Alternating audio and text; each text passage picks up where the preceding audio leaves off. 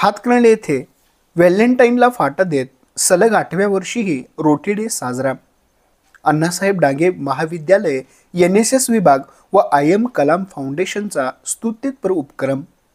हातकणंगले येथील अण्णासाहेब डांगे महाविद्यालयाचा राष्ट्रीय सेवा योजना विभाग आणि IM कलाम फाउंडेशन यांच्या संयुक्त विद्यमाने महाविद्यालयात व्हॅलेंटाईन डे ऐवजी रोटी डे साजरा करून एक आदर्शवत उपक्रम राबवला.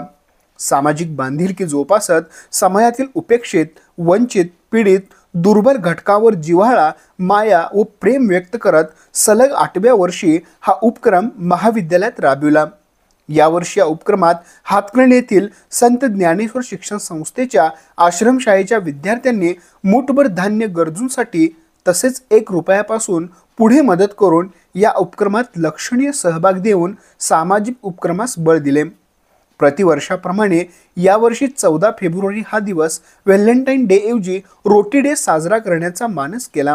रोटी डेसाठी समाजातील दुर्बलांना मदत करून अन्नधान्य, फळे, शैक्षणिक साहित्य व आर्थिक मदत जमा करावे असे आवाहन केले.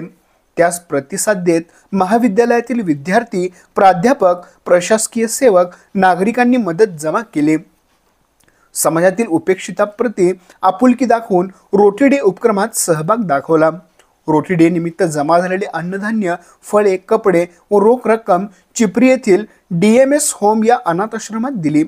प्रेमाचा दिवस अनाथ मुलांसोबत साजरा करून इतर युवकांनाही प्रेरणा देण्याचे महत्त्वाचे काम सर्वांनी केल्याची भावना आश्रमच्या विश्वस्तांनी व्यक्त केली.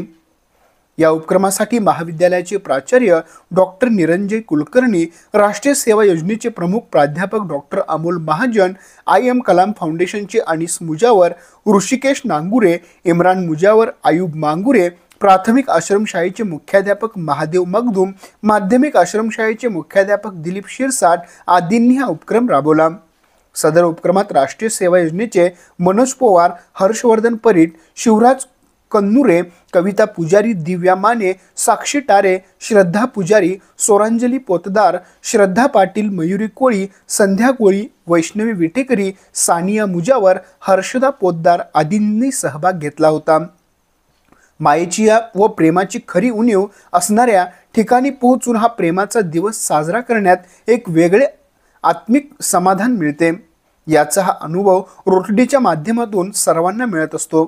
फक्त याच दिवशी म्हणून नाही तर भविष्यातही सर्वांना आवश्यक असणाऱ्या सुविधा नक्कीच पुरवण्याचा आमचा प्रयत्न असेल, असे IM कलाम फाउंडेशनचे अनीस मुजावर यांनी बोलताना सांगितले. आमच्या प्रतिनिधीसह पाहत रहा N51 न्यूज.